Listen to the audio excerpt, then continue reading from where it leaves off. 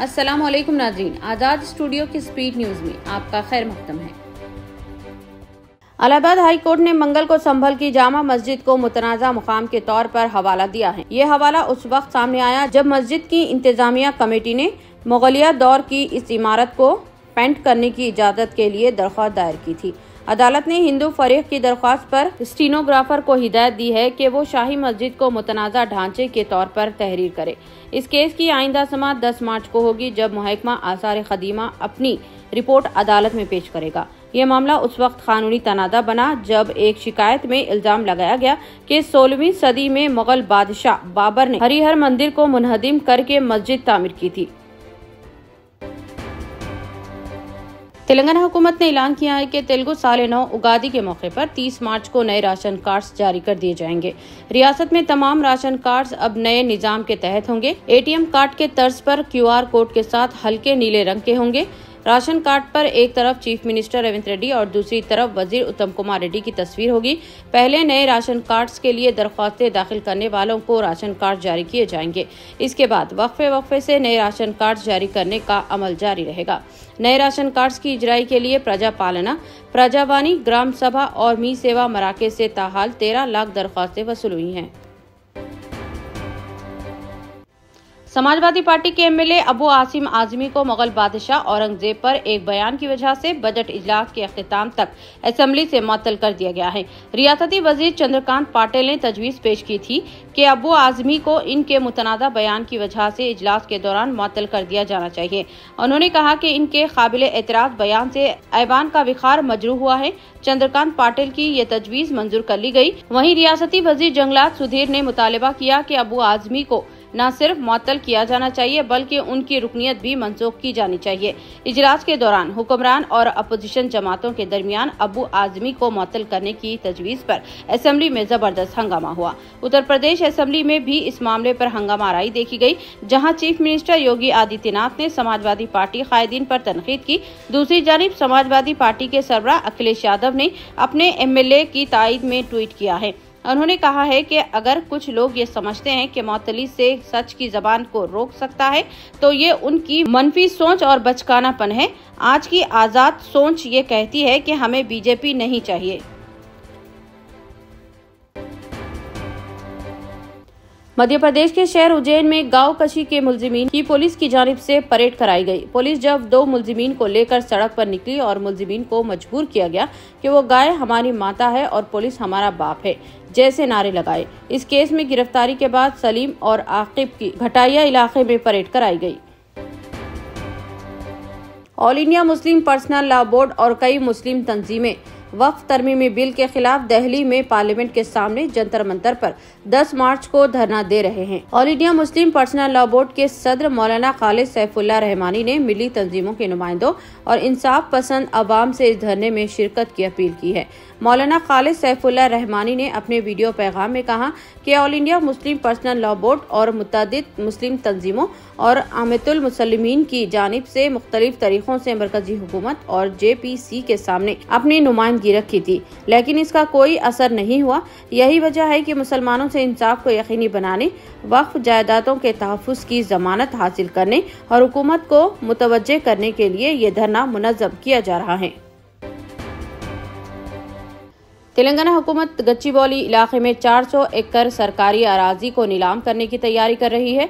Telangana industrial infrastructure corporation ने इन अराजियात के लिए एक मास्टर लेआउट डिजाइन कर रहा है। इन अराजियात की नीलामी के लिए बोली का अमल शुरू हो चुका है। कांग्रेस पार्टी दिसंबर 2023 ईस्वी में तेलंगाना में बरसरे इख्तिदार आने के बाद अराजी की ये सबसे बड़ी नीलामी है। एक अंदाजे के मुताबिक हुकूमत तेलंगाना को अमन अराजियात की नीलामी से 20,000 करोड़ रुपये की आमदनी होगी। वाज़ेह है कि ये कीमती अराजी गच्चीबौली के इलाके में वाक़े है, जो शहर हैदराबाद का सबसे बड़ा IT हब और रिहायशी मरकज है। तेलंगाना के डिप्टी चीफ मिनिस्टर और रियासती वजीर फाइनेंस मल्लू भट्टी विक्रमार्का ने सेक्रेटेरिएट में अवामी शिकायत वसूल की और इन शिकायत को मुताल्लिका महकमों के अहदेदारों तक भेजने की हिदायत दी। वाज़ेह है कि कांग्रेस उज़रा मुख्तलिफ प्रोग्राम्स के तहत पार्टी हेडक्वार्टर्स गांधी भवन और सेक्रेटेरिएट में अवामी शिकायत वसूल कर रहे हैं और इनकी यकसुई का तयक़ुन भी दे रहे हैं। मरकजी हुकूमत ने सालाना 12 लाख रुपये तक आमदनी को टैक्स फ्री कर दिया है, लेकिन 1 अप्रैल 2025 से इनकम टैक्स डिपार्टमेंट को शहरियों के सोशल मीडिया अकाउंट्स, जाती email, banking account, online investment और ट्रेडिंग अकाउंट्स तक कानूनी रसाई हासिल हो जाएगी। नए इनकम टैक्स एक्ट के तहत हुकाम को ये अख्तियार हासिल होगा कि वो ऐसे अफराद की जांच करें जिनके बारे में शुबा हो कि उन्होंने अपनी आमदनी या आसा से जाहिर नहीं किए हैं। ताहम दयानतदार टैक्स दहिंदगान को किसी परेशानी का सामना नहीं करना पड़ेगा। मरकजी हुकूमत बेगमपेट एयरपोर्ट से तैयारों की आमदरफ्त का बहुत जल्द आगाज करने वाली है। बताया जा रहा है कि यहां से कमर्शियल फ्लाइट्स शुरू की जाएंगी। 1930 में हुजूर निजाम के दौरे हुकूमत में बेगमपेट एयरपोर्ट तामीर किया गया था, जो फिल वक्त एयरपोर्ट स्टेशन के तौर पर काम अंजाम दे रहा है। 23 मार्च 2008 को शमशाबाद में राजीव गांधी इंटरनेशनल एयरपोर्ट शुरू होने के बाद बेगमपेट एयरपोर्ट से परवाजों की खिदमत को मुअत्तल कर दिया गया था। बेगमपेट एयरपोर्ट 1930 से 2008 तक तकरीबन 80 साल तक मुसाफिरीन की आमदरफ्त के लिए काम करता रहा। फिलहाल वीवीआईपी और खानगी परवाजों को यहां उतरने और टेक ऑफ करने की इजाजत है। सदर जमहूरिया, वजीर आजम और मरकजी उजरा जब भी हैदराबाद आते हैं तो यहां से सफर करते हैं। मरकजी शहरी हवाबाजी के वजीर राम मोहन नायडू ने ऐलान किया है कि बेगमपेट एयरपोर्ट से कमर्शियल फ्लाइट शुरू की जाएंगी। रियासत तेलंगाना में इंटरमीडिएट इम्तिहानात सख्त निगरानी के साथ शुरू हो गए। 4 चिंबे को पहले साल के तलबा ने सेकेंड लैंग्वेज पेपर 1 का इम्तिहान दिया। इम्तिहान सुबह 9 बजे से दोपहर 12 बजे तक 3 घंटे तक जारी रहा। तलबा को इम्तिहान से 1 घंटा कब्ल यानी सुबह 8 बजे से सेंटर्स में दाखिले की इजाजत दी गई, जबकि OMR शीट्स 8:45 पर तकसीम की गई और 9:05 तक आने वाले तलबा को भी अंदर जाने दिया गया। जुमेरात को दूसरे साल के तलबा के इम्तिहानात का आगाज होगा। कन्नड़ा फिल्म इंडस्ट्री की मशहूर अदाकारा रायना राव को बेंगलुरु एयरपोर्ट पर 14.8 किलोग्राम सोने के साथ गिरफ्तार कर लिया गया।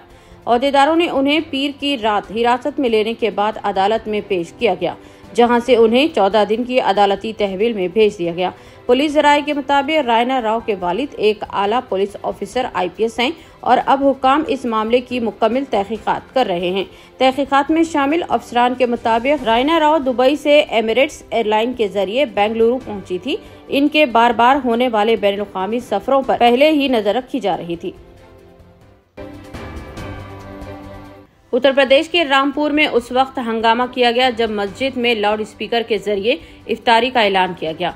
दिगर मज़ाहिब के लोगों ने इस पर एहतजाज किया। इत्तला मिलते ही थाना तांडा और दिगर कई थानों की पुलिस मौके पर पहुंच गई और दोनों तबकों से बात करके उन्हें समझाया गया, जिसके बाद पुलिस ने नई रवायत शुरू करने पर मस्जिद के इमाम समेत 9 अफराद को गिरफ्तार करके जेल भेज दिया।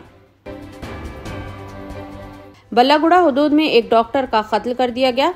कातिल खुद इस डॉक्टर की तीसरी बीवी और डॉक्टर का सौतेला बेटा ही निकला, जिन्होंने 57 साला डॉक्टर मसीउद्दीन के हाथ पैर बांधकर उस पर चाकू से हमला किया और कत्ल कर दिया। नाश को उसी हालत में छोड़कर कातिल फरार हो गए और बाद अज़ां उन्होंने बल्लागुड़ा पुलिस में खुद सुपुर्दगी अख्तियार कर ली।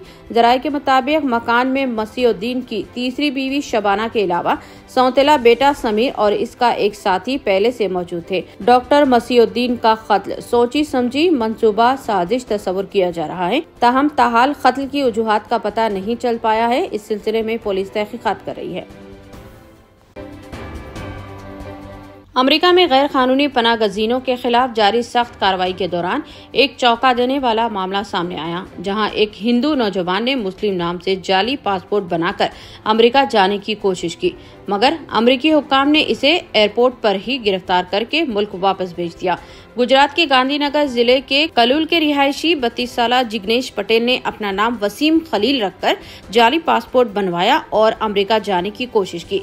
जिग्नेश 3 फरवरी को दिल्ली एयरपोर्ट से एयर कनाडा की फ्लाइट के जरिए कनाडा पहुंचा और वहां से अमेरिका में दाखिल हुआ, मगर अमेरिकी हुक्काम की सख्त चेकिंग के दौरान इसका फ्रॉड पकड़ा गया। अमेरिकी हुक्काम ने फौरी कार्रवाई करते हुए जिग्नेश और वसीम को डिपोर्ट कर दिया। अहमदाबाद पहुंचने पर पुलिस ने इसे गिरफ्तार कर लिया।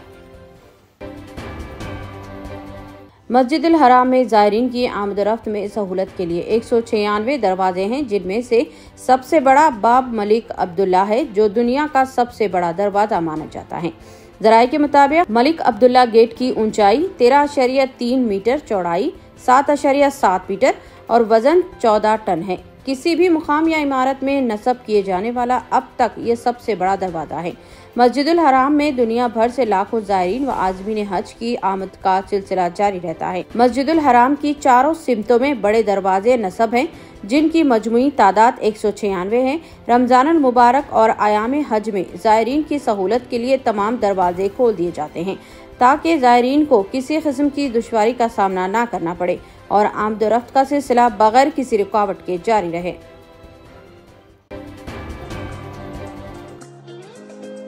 इतने कम दाम में इतने ज्यादा ऑफर्स, घर लेकर जाने में तकलीफ? No problem. अब आप घर बैठे ऑर्डर कीजिए और हम करेंगे फ्री होम डिलीवरी। अब होगी बचत घर बैठे। अपने शहर में सबसे सस्ता आपका रेड रोज स्मार्ट।